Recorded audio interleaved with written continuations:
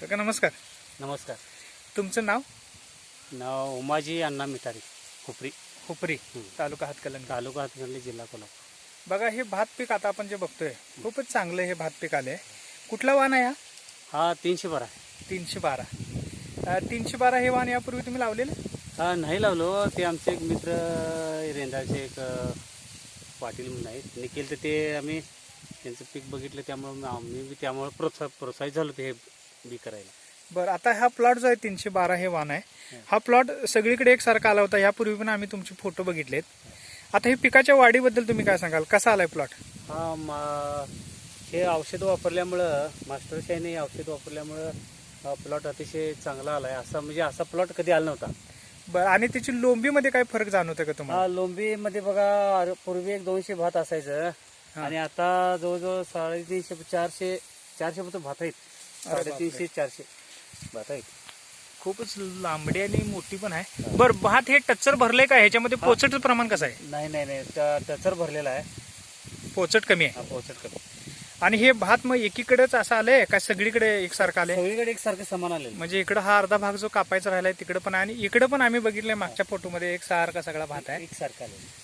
बरं, ह्यासाठी मग खूप पैसे खर्च केले का तुम्ही? हा नाही, कमीत कमी खर्च केले. हा, मोरे साहेबांनी येऊन वरचीवर प्लॉटला भेट दिली आणि अतिशय चांगल्या पद्धतीने मार्गदर्शन केलं त्यांनी. मग ह्या आता जे काही उत्पादन मिळाले हे पूर्ण टच्चर भरलेलं भात, जवळपास तुम्ही म्हणताय 350 पेक्षा जास्त लोंबीमध्ये भात आहे. बरोबरच आहे. 390 गच्च जायचं. 390 पर्यंत. अच्छा, तुम्ही मोजलेत काय काढून? हा मोजल्यात. बरं, मग ह्या मिळालेल्या उत्पादनानं तुम्ही समाधानी आहात? हा अतिशय समाधानी आहे.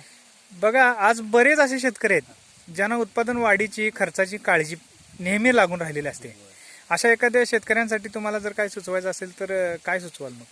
हा सुचवलमध्ये मास्टर शाईन वगैरे ह्या बळीराजाचे उत्पादन जे आहे ते अतिशय, आणि जमीन जिवंत राहायचं एक हे औषध आहे.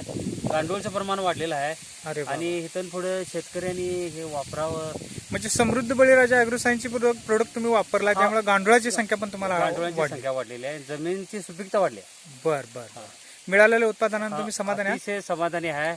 आणि आम्ही उसाला सुद्धा वापर केलेला आहे. उसाला वापर केलाय, त्यामध्ये काय फरक जाणवला तुम्हाला? उसात कांड्याची लांबी वाढली आणि उंची बी वाढलेली आहे. अच्छा. मग आणि कलर सुद्धा काळोखी वगैरे अजून टिकून आहे. एवढा पाऊस पडला तरी सुद्धा. म्हणजे एवढा पाऊस पडून त्याच्यावर काय वाईट परिणाम दिसून येत नाही. उत्पादन त्यामध्ये 100% वाढले. हा वाढेल, असं 100% वाढेल, वर्षापेक्षा वाढेल असं आम्हाला 100%. आता गेल्या वर्षी गेल्या वर्षी होणार ते अतिशय चांगलं उत्पन्न येईल असं वाटतं.